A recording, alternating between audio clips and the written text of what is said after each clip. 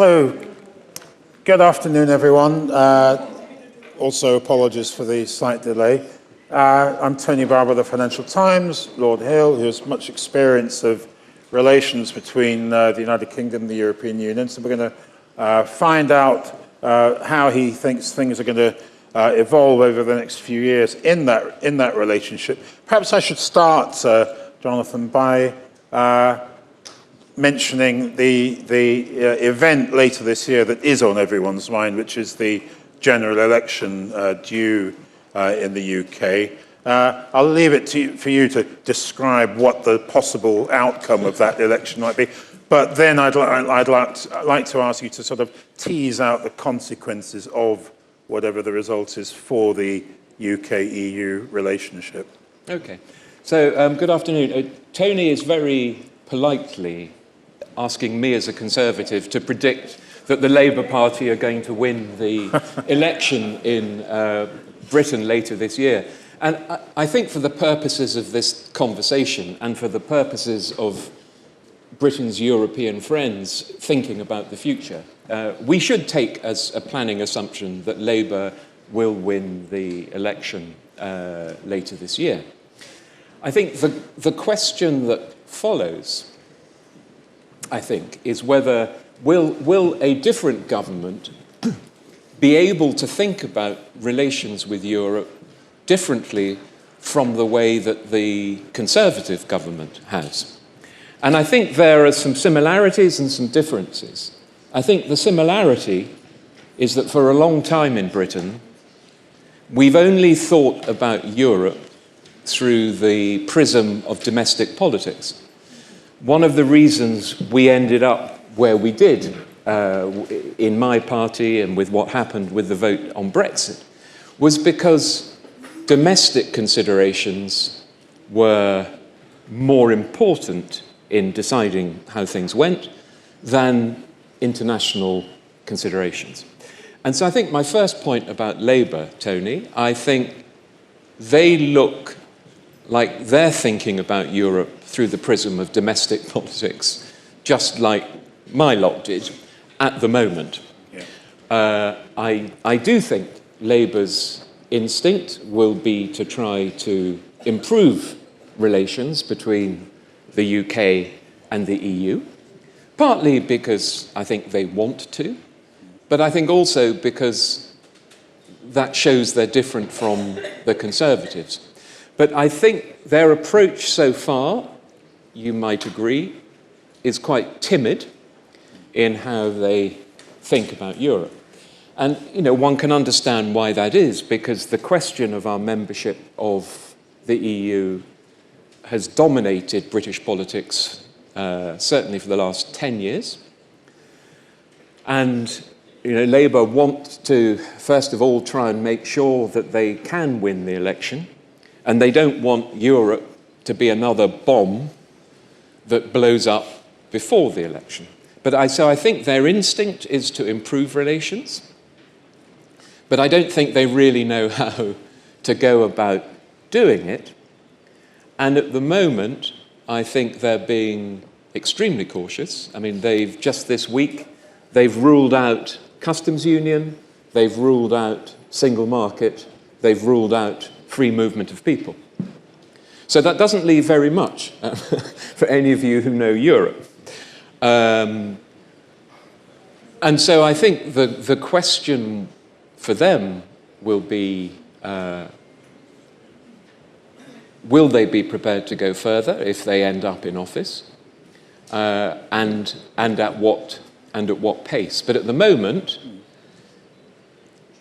they have a line to take for the election, which is simply to say, we want to be nice to the Europeans, we're sure we can find ways to work together better, but we're not going to do anything that would actually make that possible. Let's disentangle some of the policy areas where there might be room for some action by a future Labour government, short of, as you say, single market customs union and so on. Now, one area where traditionally both Conservative and Labour governments have felt comfortable in sitting around a table with other Europeans is defence and security, even if it's got the all-important NATO component. Nonetheless, it's an issue on which the British feel comfortable having others around. What can be done in that area? Are there signs that that might be something a future Labour government would say, you know what, we can talk about this? Yeah, I think I think that is what will happen. I think the logic of what's happening in Ukraine, first off. Second, what's maybe likely going to happen in the United States in November. I do think that people in this part of the world are going to be forced to think about things anew, and defence and security is an obvious area. The issue will be whether the British want to attach strings to any movement in that area, or whether they make a generous offer that is not qualified. Because during the Brexit negotiations to leave, indeed, the British government said to our European friends, well, what about defence and security? You want us, Paris, to help us with defence and security. Perhaps you'll give us something nice in exchange in the negotiations. And the French said, no, no, no, no cherry picking. You help us on defence and security because that's the right thing to do. These things are not linked. And the British government said, well, hang on a minute. We think they are linked. We're prepared to give money towards defence and security, and you're saying there's nothing in exchange. So I think the question for Labour, if you want to avoid a rerun of that, will be, is Britain prepared to engage on defence and security from the perspective of European safety, or will we do it in a more transactional way? Right. My advice would be to make a generous offer, and then maybe the transactional stuff will sort itself out later on. Although it might be possibly complicated by the approach of the French presidential and parliamentary elections. Yeah, I mean all these things are complicating factors. I mean, I think one other point, if I may, at this point, which I think is a very important point strategically for Britain and for, if there is to be, a Labour government. I think everyone would prefer to have better relations between Britain and the EU.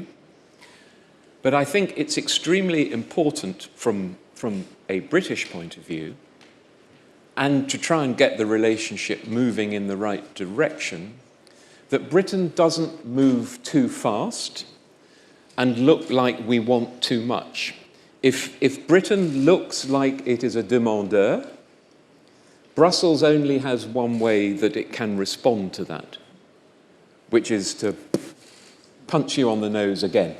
And the view in Brussels of what happened in Britain, one can agree or not agree, but they're very clear that Britain, all sorts of things have gone wrong in Britain. Britain is not the country it was, and that's because of Brexit. Now, I happen not to agree with that analysis, but that is what they think in Brussels. So if Britain goes quickly to say, oh, we really want to be your best friend, and can we start talking now about how we can get closer, and please could you do something on trade? I think the Brussels response will be to say, well, didn't you get the memo? We can talk about trade, but you're going to have to join the customs union. We can talk about other things, but you'll have to be in the single market. At which point, the British can only respond by backing off. So I think if one is serious about wanting to improve things, you have to take it gently. And I think there's another factor, that I think the dynamic in Europe is changing extremely fast as well, because of Ukraine, because of enlargement. I think that Macron will turn out to be proved right about his idea of concentric circles, and I think there will need to be more integration at a smaller number, and I think there will be a range of other countries in a different relationship. And that could provide a sensible way for Britain to have a different and better relationship. But one thing I feel, I don't know what you feel, I still get asked a lot by my European friends, well, now maybe there's Labour, do you think Britain will rejoin? I do not believe Britain is going to rejoin, partly because I don't think what we had is going to exist. But if you think in a British context of running a campaign to persuade British people to join the EU, I can't see that happening anytime soon. I can see a closer set of relationships. Yes, I mean, you point out correctly, I think, that there's a fluid situation in both places, but certainly the EU 27 are evolving, and if indeed enlargement is to take concrete shape, then you have to have a redesign of the institutions in Brussels, a redesign of the financing arrangements and so on, all of which would make it a different EU to the one that Britain was part of at the time it left. There might also be a view in Brussels that one can't perhaps be too forthcoming to a Labour government because you don't know whether 5 years from now there'd be a Conservative government backing power that might not have the same approach at all. So there's bound to be a certain caution. Yeah, and I think one of the other things that has happened, it's easy to forget. I mean, it's 8 years since the vote, since the referendum. During that time, the British system has not really been investing in its European relationships. And that's certainly true at a political level. And I think it's also true at a more administrative level, an official level.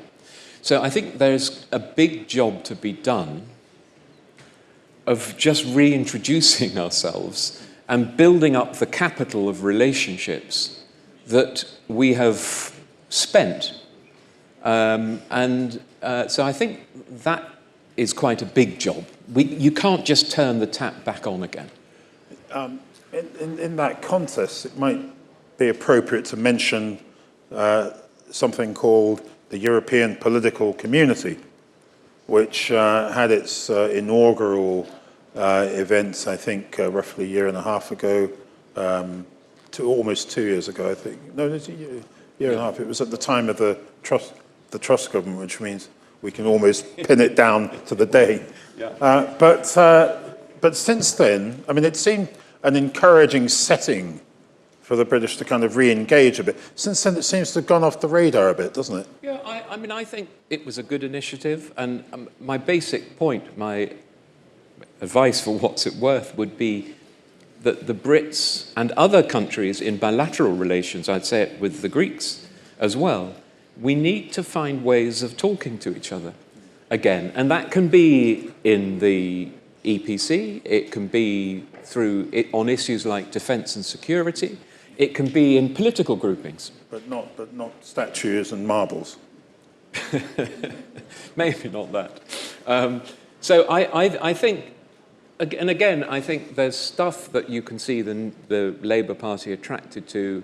Can you start doing things on student exchanges, university schemes, artists. Erasmus, artists? And I think all of those things will be helpful because I think we just have to start getting to know each other again. One area that you do have particular expertise in is financial services, financial markets. Is there anything there that could be promising initiatives after a new government comes to power? I think that's about the hardest area. And the reason I think it's the hardest area is because for certain European member states, the desire to have used Brexit as a way to build up their own financial centre was quite a strong factor. And I think in the Brexit negotiations, it was extraordinary to me that the British government didn't really talk about financial services and they didn't negotiate on them. all my former colleagues in Brussels at DG FISMA, they believe deep down that to British people, British politicians, financial services is the most important strategic national interest.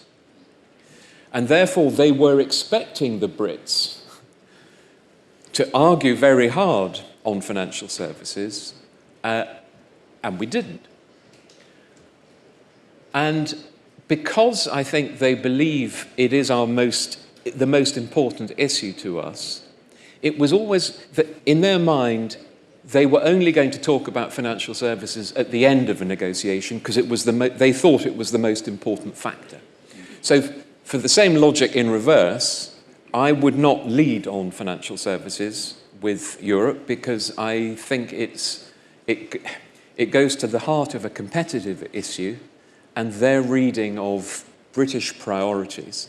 So and also, on financial services, the question of whether you follow their rules or don't follow their rules, financial services is one of the few areas of great competitive advantage that Britain could have as a global player. So I think that one is not likely to be an area that I'd look at early. What is your assessment of the degree to which Britain has used or not used the opportunity to diverge from EU rules and regulations in various fields and carve a distinctive path? We know there's quite a lot of EU legislation is basically still there, although a desire has been expressed in abstract to change it. I mean, where do we stand on that, and how far might things change with the Labour government? Yeah, so I think, if you accept the logic, which was my logic, that once your country votes to leave, you have to start looking for possible areas of advantage to mitigate what you will certainly lose. I think broadly Britain wasted, because it was consumed by internal politics, the first 5 or 6 years after 2016. And because we had paralysis under Theresa May up to 2019, then the general election, then we started all over again, that there was no serious work done, in my view, on divergence. So in financial services, which is the one I know and care about, there was nothing. Right. Later on, that started. When Rishi Sunak became Chancellor, it started. And they've been continuing on it. But I think it's been sort of quite piecemeal. I don't think it has been a strategic push.